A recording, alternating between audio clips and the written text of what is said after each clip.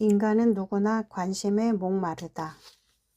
태어난 그 순간부터 관심에 대한 인간의 욕구는 끝이 없다. 우리는 뼛속까지 사회적 동물이다. 타인과 형성되는 유대 관계에 나의 생존과 행복이 걸려 있다. 남들이 내게 관심을 기울여 주지 않는다면 내가 그들과 교감할 방법은 없다. 관심 중에는 실제 몸으로 느껴야 하는 부분도 있다. 우리는 누가 나를 쳐다보고 있어야만 살아있음을 느낀다. 오랫동안 고립되었던 사람들이 증언하듯 이 사람과 눈을 맞추지 못하면 우리는 나의 존재 자체를 의심하기 시작하고 깊은 우울에 빠진다. 그런데 관심에 대한 욕구는 또한 아주 심리적인 것이기도 하다. 타인이 내게 주는 관심에 따라 우리는 그들이 나를 알아보고 인정한다는 느낌을 받는다. 내가 느끼는 나의 가치가 바로 여기에 달려있다. 인간이라는 동물에게는 관심이 어찌나 중요한지 사람들은 관심을 받기 위해서라면 범죄를 저지르고 자살을 시도하는 등 못할 일이 없을 정도다. 당신이 했던 행동들을 하나하나 돌아보면 그 첫 번째 동기는 언제나 관심에 대한 욕구였음을 알게 될 것이다. 그러나 관심에 대한 갈증을 충족시키려다 보면 우리는 어쩔 수 없이 한 가지 문제에 봉착한다. 다 함께 나눠 갖기에는 관심이 너무 적다는 문제 말이다. 집에서는 형제자매와 경쟁해야 하고 학교에 가면 같은 반 친구들과 직장에서는 동료와 경쟁해야 한다. 남들이 나를 알아봐 주고 인정해 주는 순간은 너무 순식간에 지나가 버린다. 사람들은 자기 문제만으로도 너무 바빠서 남이야 어찌 되든 말든 크게 관심이 없는 경우도 있다. 심지어 대놓고 나에게 적대적이거나 나를 멸시하는 사람도 있다. 심리적으로 혼자라고 느끼거나 버려졌다고 느낄 때 우리는 과연 어떻게 대처할까? 이목을 끌고 관심을 받기 위해 노력을 2배로 늘리는 방법도 있다. 하지만 이 방법은 에너지 소모가 너무 크고 종종 역효과를 내기도 한다. 너무 애쓰는 사람은 필사적으로 보이기 때문에 자신이 그토록 원하는 관심으로부터 오히려 멀어질 수 있다. 남들이 나를 끊임없이 인정해 주기를 바라는 것은 불가능한 일이다. 그런데도 우리는 여전히 관심을 갈망한다. 어릴 때부터 이런 딜레마에 직면했던 우리는 꽤 쓸만한 해결책을 찾아냈다. 바로 자아를 만들어낸 것이다. 자아란 우리를 위로해주고 내면으로부터 인정받았다고 느끼게 해주는 나 자신에 대한 이미지다. 자아는 나의 취향과 의견, 세계관, 가치관으로 구성된다. 자아상을 구축할 때 우리는 자신의 긍정적 측면은 강조하고 결점은 핑계를 대서 멀리 치워버리는 경향이 있다. 그러나 여기에도 한계가 있다. 자아상이 지나치게 현실과 동떨어지면 남들이 우리를 그냥 두지 않을 것이기 때문이다. 남들은 어떻게든 우리가 그 차이를 인지하게 만들 테고 그렇게 되면 우리는 나 자신에 대한 의구심을 품게 될 것이다. 하지만 적정선에서 조정이 이루어진다면 결국 우리 손에는 내가 사랑할 수 있고 소중히 여길 수 있는 자아가 생긴다. 그때부터 우리의 에너지는 내부를 향한다. 내 관심의 중심은 내가 된다. 누구나 반드시 겪게 되는 나는 혼자라거나 인정받지 못한다고 느끼는 순간이 왔을 때 우리는 바로 이 자아에게 돌아가 나 자신을 달랠 수 있다. 확신이 서지 않고 기분이 우울할 때 자기애는 우리를 일으켜 세워서 나는 가치 있는 사람이며 심지어 남보다 우월하다고 느끼게 만들어준다. 자아상은 마치 보일러의 온도 조절 장치처럼 의심과 불안을 조절하도록 도와준다. 이제 우리는 더 이상 관심과 인정을 받기 위해 남들에게 전적으로 의존할 필요가 없다. 우리에게는 자존감이 있다. 이런 개념이 좀 낯설게 느껴질 수도 있다. 사람들은 보통 자아상을 숨쉬는 공기처럼 당연시하기 때문이다. 자아상은 대개 무의식의 수준에서 활동한다. 그 온도 조절 장치가 작동하는 과정은 우리 눈에 보이거나 느껴지지 않는다. 그 작동 원리를 머릿속으로 가장 잘 그려보는 방법은 오히려 통일된 자아상이 없는 사람들을 살펴보는 것이다. 심한 자기 도취자들 말이다. 내가 의지하고 사랑할 수 있는 자아를 형성하는데 가장 중요한 순간은 2살과 5살 사이에 찾아온다. 우리는 어머니와 서서히 분리되면서 즉각적 만족을 얻을 수 없는 세상과 마주친다. 또한 나라는 사람은 혼자이며 생존을 위해 부모에게 의존해야 한다는 사실도 알게 된다. 그에 대한 우리의 대처법은 부모가 가진 최상의 자질, 즉 강인함과 우리를 달래줄 능력 등 여러 측면을 자신의 일부로 만드는 것이다. 말하자면 독립된 인간이 되기 위한 최초의 노력인 셈이다. 우리의 이런 노력을 부모가 격려해 준다면, 그리고 스스로 강인함을 느껴야 하고 개성을 찾아야 한다는 사실을 부모가 인정한다면 우리의 자아상은 뿌리를 내리고 그것을 바탕으로 차츰 성장할 수 있다. 그런데 심한 자기도취자들은 이런 초기 발달 과정에서 뚜렷한 단절을 경험한다. 그래서 일관되고 현실성 있는 자해에 대한 느낌을 한 번도 제대로 구성해 보지 못한다. 심한 자기도취자들은 그의 어머니 혹은 아버지도 심한 자기도취자일 수 있다. 지나치게 자기 안에 침잠해 자녀를 제대로 인식하지 못하거나 어린 자녀가 독립성을 키우려는 노력을 격려하지 못했을 수 있다. 아니면 정반대로 사람을 올가매는 유형의 부모일 수도 있다. 자녀의 삶에 지나치게 간섭하고 숨막힐 정도의 관심을 퍼붓고 다른 사람들로부터 자녀를 고립시킬 수도 있다. 그리고 자녀의 발전을 부모 자신의 가치를 인정받는 수단으로 생각하며 살 수도 있다. 그런 부모는 자녀에게 자아를 정립할 공간을 내주지 않는다. 심한 자기도취자들을 잘 살펴보면 거의 언제나 방치되거나 옥죄인 경험이 있다. 그 결과 이들은 돌아갈 자아도 자존감의 토대도 없다. 그러니 자신이 살아있고 가치 있다고 느끼려면 전적으로 타인이 주는 관심에 의존해야 한다. 심한 자기도취자가 어린 시절 외향적 성격이라면 그런 대로 잘 지낼 수 있다. 어쩌면 아주 잘 나가는 유년기를 보냈을지도 모른다. 그들은 주목을 끌고 관심을 독점하는 데 달인이 되고 겉으로는 쾌활하며 활달해 보일 수도 있다. 아이에게 이런 모습이 보이면 어른들은 아이가 나중에 사회적으로 성공할 징후라고 생각할 수도 있다. 그러나 표면 아래를 들여다보면 이들은 자신이 가치 있고 온전한 사람이라고 느끼기 위해 관심이라는 버튼을 계속 눌러보며 위험할 만치 거기에 중독되고 있다. 만약 심한 자기도취자가 내향적 성격이라면 그들은 판타지에 기이할 것이다. 그리고 자신이 남들보다 우월하다고 상상하고 있을 것이다. 이렇게 비현실적인 자아상을 남들은 인정해주지 않을 테니 심한 의구심과 자기 혐오를 느끼는 순간도 있을 것이다. 이들은 신이 아니며 벌레가 될 것이다.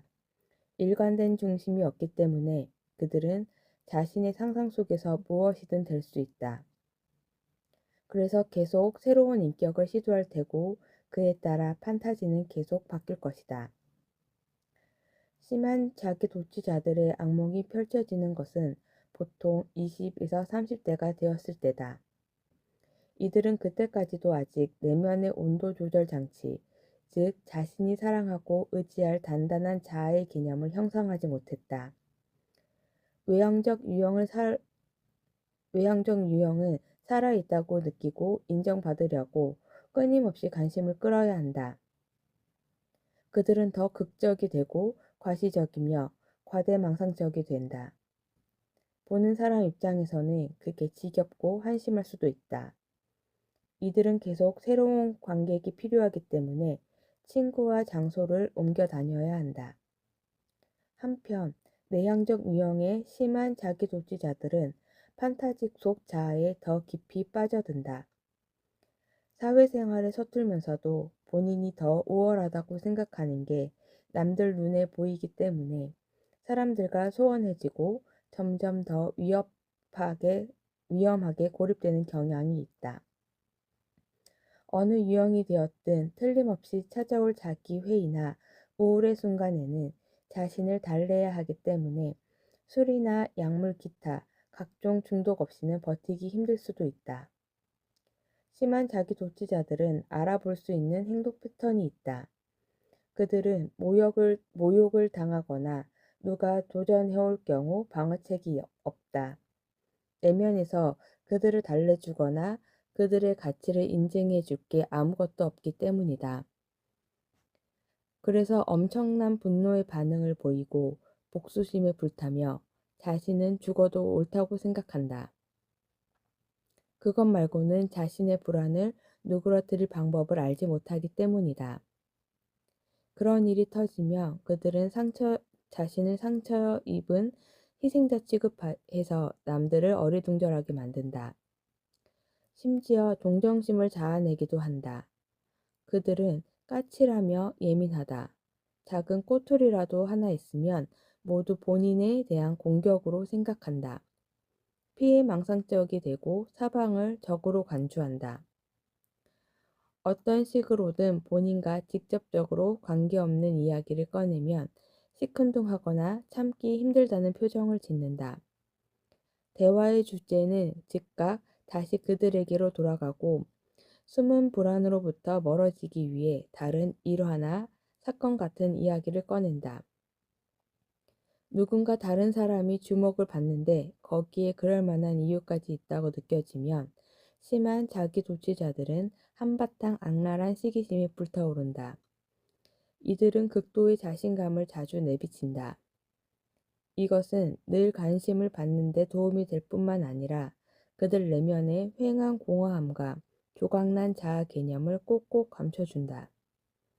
하지만 그 자신감이 정말로 시험받는 상황이 됐다면 이들을 조심해야 한다. 가까운 사람들과의 관계를 살펴보면 심한 자기 도취자들은 우리로서는 이해하기 어려운 인간관계를 맺고 있다. 그들은 흔히 남들을 자신의 연장선상으로 본다.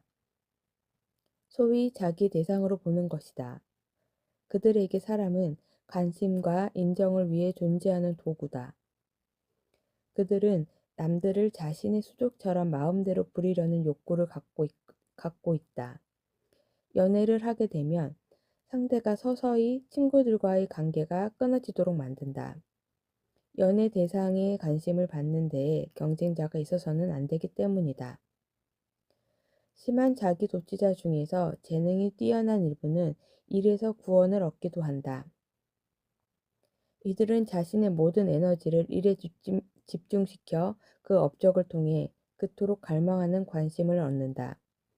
변덕스럽고 종잡을 수 없는 경향은 여전히 남아있는 경우가 많지만 말이다.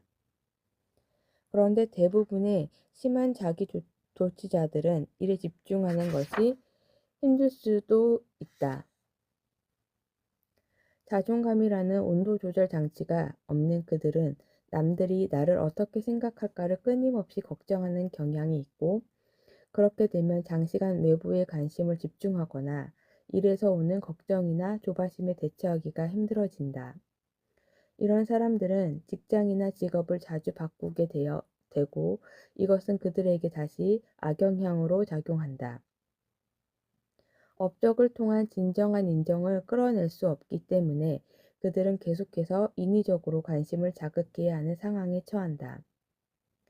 심한 자기 도취자를 상대하면 짜증나고 지칠 뿐만 아니라 너무 가까워질 경우에는 우리에게 해가 될 수도 있다. 그들은 극적인 상황을 끝없이 연출하면서 우리를 그 속으로 끌고 들어간다. 그리고 끊임없이 자신에게 관심을 주지 않을 경우 우리가 죄책감을 느끼도록 만든다. 심한 자기 도취자와 연인이 된다면 대부분 만족하지 못하며 배우자가 된다면 치명적일 수도 있다. 그들은 결국 모든 일의 중심은 자신이 되어야지 그렇지 않고서는 배기지 못한다. 그런 경우 해결책은 일단 그들이 심한 자기도취자로 확인된 이상 방해하지 않는 게 최선이다. 심한 자기도취자들 중에서도 특히 더 위험하고 해가 되는 유형이 하나 있다. 그들이 상당한 수준의 힘을 손에 넣기 때문에 바로 자기도취적 리더다. 이 유형의 유래는 상당히 오래됐다. 성경에 나오는 압살롬이 아마 최초의 기록일 것이다. 그러나 고대 문헌에는 다른 이들도 자주 등장하는데 몇 명만 예를 들어보면 알키비아데스, 키케로, 네로 황제 등이 있다.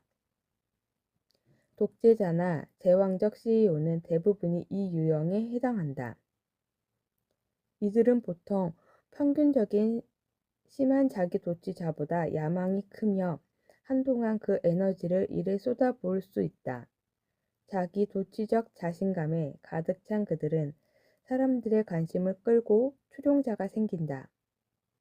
이들은 남들이 감히 말하지 못할 말이나 일을 하기 때문에 대단하고 실력 있어 보인다. 어쩌면 혁신적 제품에 대한 비전이 있을 수도 있고 워낙 자신감을 뿜어내기 때문에 자신의 비전을 실현시키도록 도와줄 사람들을 찾아낼 수도 있다.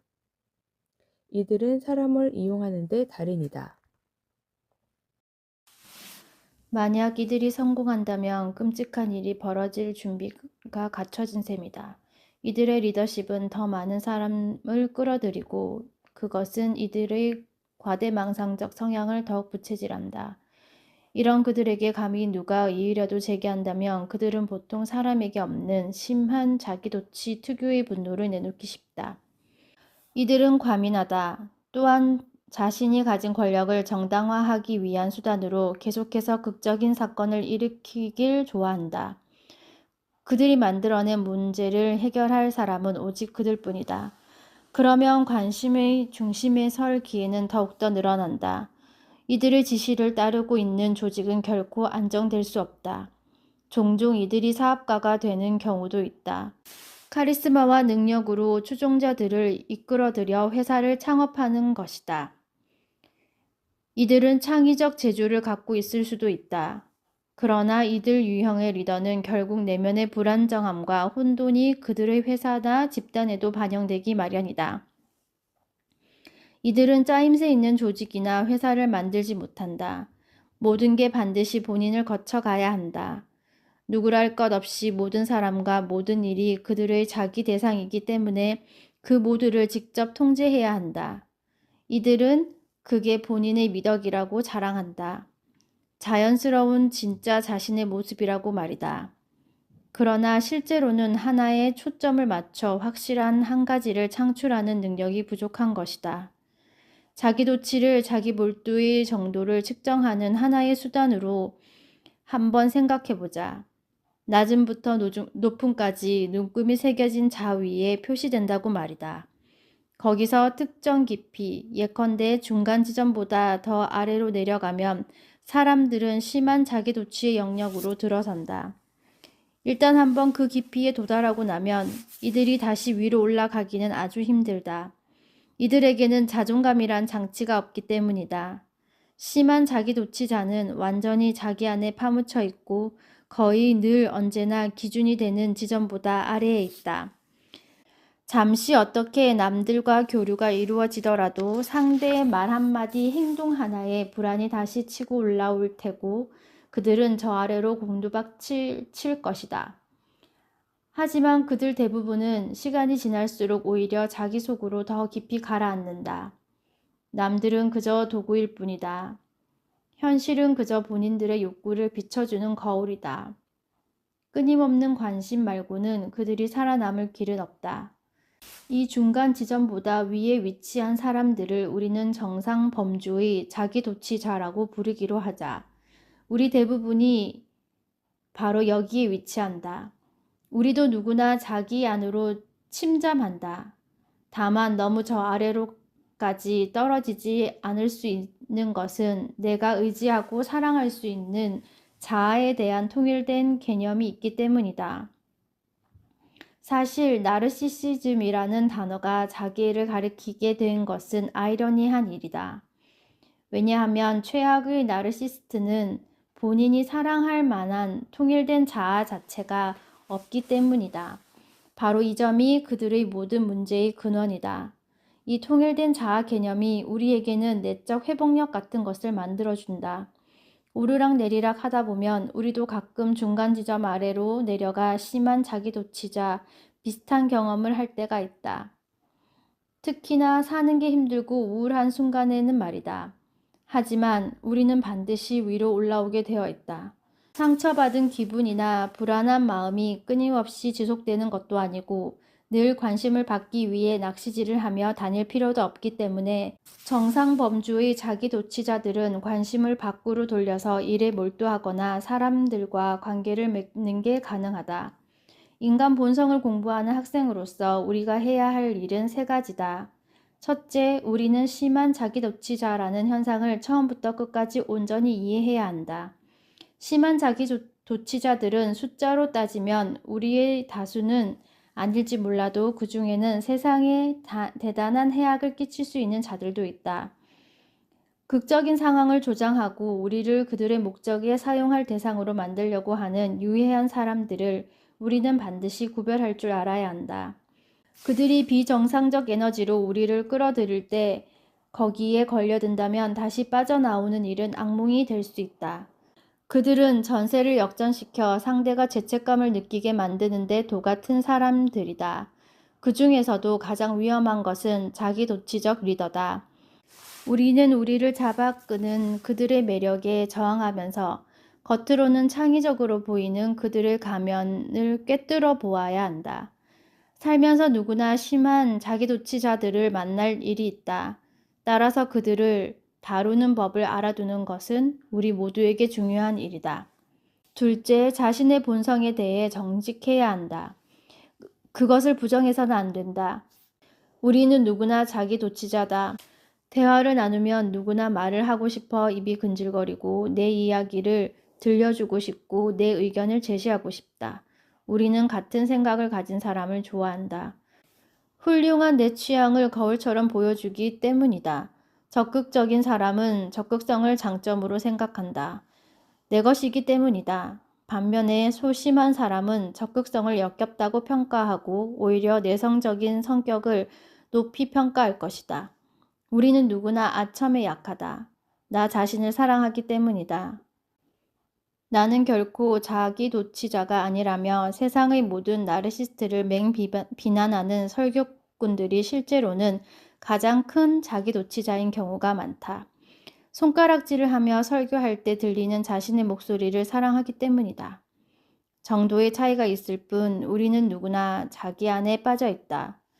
내가 사랑할 수 있는 자아를 창조하는 것은 건강한 성장 과정의 하나고 거기에 어떤 오명을 씌울 이유는 전혀 없다. 하지만 내면에서부터 나오는 자존감이 없다면 우리는 깊은 자기도취에 빠지고 말 것이다. 그러나 우리가 목표로 삼아야 할 정상 범주의 자기도취 그 이상을 성취하기 위해서는 가장 먼저 스스로에게 정직해야 한다. 자기 자신에게 몰두하는 우리의 본성을 부정하려 하거나 남보다 더 이타적인 사람인 척 하려고 든다면 나 자신을 변화시키는 일은 불가능하다. 가장 중요한 세 번째로 건강한 자기도취자가 되기 위해 변신을 시작해야 한다. 건강한 자기도취자는 더 강인하고 회복력 있는 자아 개념을 가지고 있다. 이들은 늘 눈금의 가장 높은 곳 근처에 머문다. 이들은 상처를 입거나 모욕을 당해도 남들보다 빨리 회복한다. 남들의 인정도 별로 필요하지 않다. 살면서 언젠가는 자신에게도 한계가 있고 단점이 있음을 깨닫는다. 그런 단점을 웃어넘길 수 있으며 모욕적인 말도 굳이 인신공격으로 받아들이지 않는다. 큰 그림에서 볼 때 여러모로 자기 자신을 인정하기 때문에 이들의 자기애는 더 현실적이고 온전하다. 이렇게 내면이 단단하기 때문에 이들은 더 쉽게, 더 자주 외부로 관심을 돌린다. 그 관심이 향하는 곳은 둘 중 하나다. 첫째는 관심과 사랑을 일로 돌려서 훌륭한 예술가, 창작자, 발명가가 된다. 외부를 향한 일에 대한 관심이 강렬하기 때문에 이들은 모험을 해도 자주 성공하고 그를 통해 꼭 필요한 관심과 인정도 얻는다. 이들에게도 의심과 불안의 순간은 올 수 있고 특히나 예술가들은 예민한 것으로 악명이 높지만 일이라는 해방구가 있기에 이들은 지나치게 자기 몰두에 빠지지 않는다. 건강한 자아도취자의 관심이 향하는 다른 하나는 사람들이다. 그래서 이들은 공감 능력이 발달한다. 공감은 앞서 말했던 눈금의 제일 꼭대기 혹은 그 위에 있는 영역이라고 생각하면 된다. 말하자면 온전히 타인에게 빠져드는 경지라고 할 수 있다. 인간은 타인을 속에서부터 이해할 수 있는 대단한 능력을 타고났다. 아주 어릴 때 우리는 어머니와 완전히 하나로 묶인 듯한 기분을 느꼈다. 아직 말도 배우기 전부터 우리는 어머니의 기분 하나하나를 느끼고 감정 하나하나를 읽어낼 수 있었다. 다른 동물이나 영장류와는 달리 우리는 이 능력을 어머니를 넘어 다른 양육자나 주변 사람들에게까지 확장할 수 있는 능력도 갖추고 있었다. 이게 바로 지금까지도 우리가 친한 친구나 배우자에게 느끼는 공감의 실체다. 우리는 또 타인의 관점에서 생각할 수 있는 능력을 타고났다. 우리는 상대의 머릿속으로 들어가 생각해 볼 수 있다. 그러나 이런 능력이 대체 휴면 상태로 머무는 이유는 우리가 자기 안에 빠져 있기 때문이다. 그러다가 20대를 넘기고 우리 자신에 대해 좀 더 자신감이 생기면 우리는 외부로 관심을 돌릴 수 있고 남들에게 초점을 맞추면서 이런 능력을 재발견한다. 이런 공감 능력을 발휘하는 사람들은 종종 예술이나 과학 분야, 심리치료, 최고 위급 리더 등으로 활약하며 사람들을 탁월하게 관찰한다. 지금까지 이런 공감 능력을 개발해야 할 필요성이 그 어느 때보다 커졌다. 다양한 연구 결과를 보더라도 1970년대 후반 이후 젊은이들 사이에는 자기 몰두와 자기 도취의 수준이 서서히 증가했음을 알 수 있고 2000년 이후에는 더욱 가파르게 상승했다. 그 원인의 상당 부분은 기술과 인터넷에서 찾을 수 있다. 실제로 사람을 만나 교류하는 시간은 줄어들었고 온라인에서 관계를 맺는 시간은 늘어났다. 그러다 보니 공감 능력을 개발하고 인간관계의 기술을 갈고 닦기는 더욱더 어려워진다. 다른 여느 기술과 마찬가지로 공감 능력도 양질의 관심을 통해 습득된다. 스마트폰을 봐야 해서 외부로 관심이 자꾸 차단된다면 타인의 감정이나 관점을 결코 이해하지 못하게 될 것이다. 사람들과의 교류는 수박 겉핥기처럼 표면으로만 겉돌고 계속 자기 자신에게로 되돌아오면서 진정한 관계는 전혀 맺지 못한다. 군중 속에서도 사실상 혼자다. 사람은 그저 하나의 도구가 된다. 인연을 맺는 관계가 아니라 불안을 달래주는 도구 말이다. 인간은 애는 사회적 교류를 끊임없이 일어나게 라는 것에 맞춰 만들어졌다. 인간이라는 종의 지능이 급격히 좋아진 데는 바로 이 복잡한 사회적 교류가 크게 한몫했다. 타인과의 관계가 줄어들다 보면 어느 순간부터는 뇌에 부정적 영향이 생기기 시작하고 사회성이라는 근육이 위축된다. 설상가상으로 서구의 문화는 개인과 개인의 권리를 최고의 가치로 강조하는 경향이 있는데 이것은 자기 몰두를 더욱 부추긴다.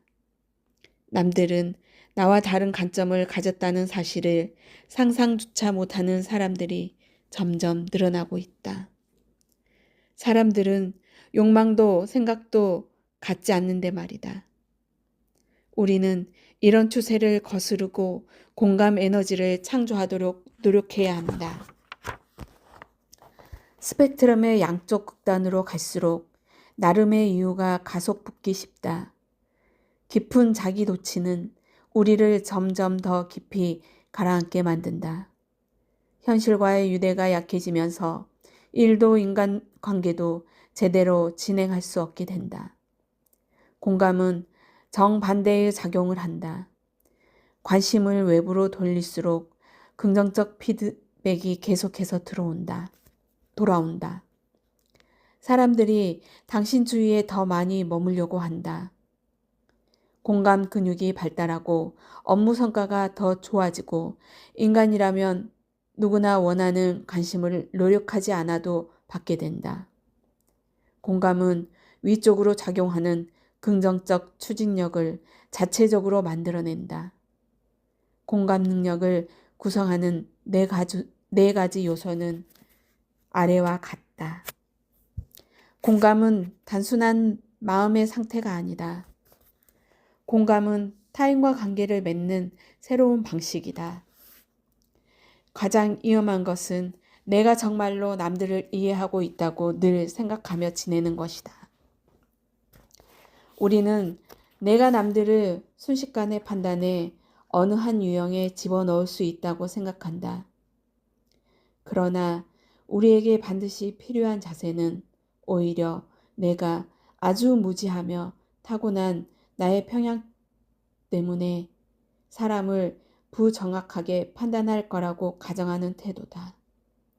우리 주변 사람들은 각자의 목적에 맞는 가면을 보여준다. 그런데도 당신은 그 가면을 현실로 오인한다. 사람을 보자마자 판단하는 태도를 이제는 그만 포기하라.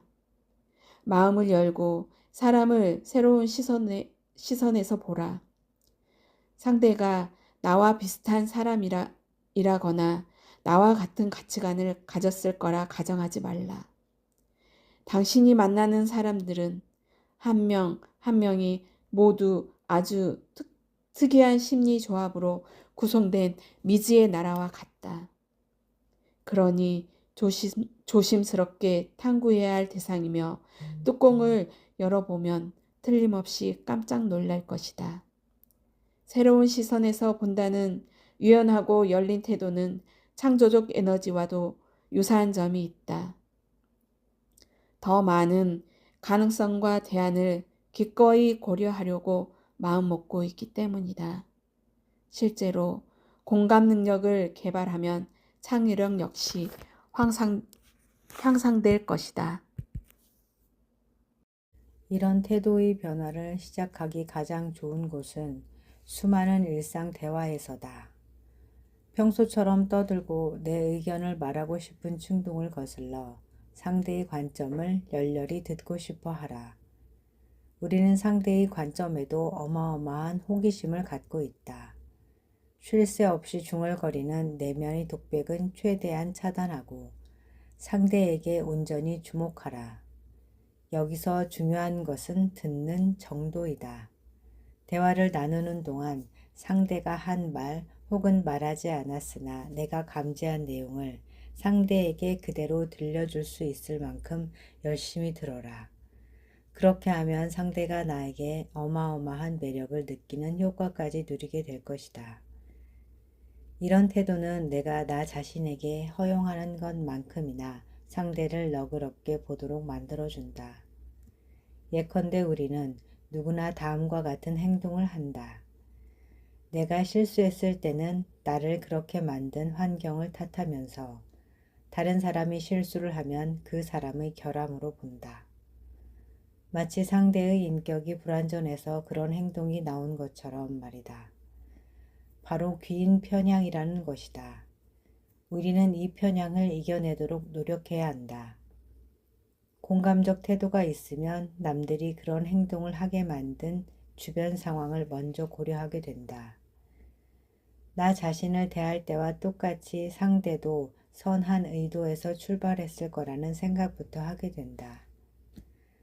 마지막으로 공감적 태도를 취할 수 있느냐 여부는 당신의 자기애가 어느 정도인가에 달려 있다. 내가 남보다 훨씬 뛰어나다고 느끼거나 불안에 사로잡혀 있다면 타인에게 몰입하고 공감하는 순간의 깊이가 아주 얕을 것이다. 당신은 당신이 가진 흠결까지 포함해 당신이라는 사람 자체를 온전히 받아들여야 한다. 자신의 흠결이 뚜렷이 보인다고 해도 그것을 있는 그대로 인정하고 사랑할 수 있다. 나는 완벽하지 않다. 나는 천사가 아니다. 나는 남들과 똑같은 본성을 타고났다. 이런 태도를 취하면 당신 자신을 웃어넘길 수 있고 모욕을 당해도 가볍게 받아넘길 수 있다. 속이 정말로 단단하고 회복력이 있으면 관심을 외부로 돌리기가 훨씬 쉽다. 본능적 공감. 공감이란 감정 조율의 도구다. 남의 생각을 읽거나 알아내기는 쉽지 않지만 상대의 감정이나 기분을 파악하는 것은 쉽다. 누구나 상대의 감정은 알아채기 마련이다. 다른 사람과 나 사이의 물리적 경계는 생각보다 훨씬 투과성이 높다. 사람들은 끊임없이 내 기분에 영향을 미친다. 지금 우리가 할 일은 그 생리 반응을 지식으로 바꾸는 것이다. 바디랭귀지나 목소리 톤을 통해 드러나는 사람들의 기분에 깊은 관심을 기울여라. 말하는 사람을 잘 관찰하면 전반적인 분위기를 알 수 있다. 그 분위기는 그가 말하는 내용과 서로 어울릴 수도 있고 아닐 수도 있다. 자신감이나 불안, 방어적 태도, 거만함, 좌절감, 들뜸 같은 것들이 바로 그것이다. 이것들은 목소리나 제스처, 자세 등을 통해 구체적으로 드러난다. 사람을 만날 때마다 상대의 말에 관심을 기울이기에 앞서 이런 분위기부터 감지하도록 노력하라. 이 분위기는 본능적으로 전달되어 상대에 대한 우리의 반응에도 고스란히 드러난다. 상대가 방어적으로 보이면 우리에게도 그런 기분이 들 가능성이 크다.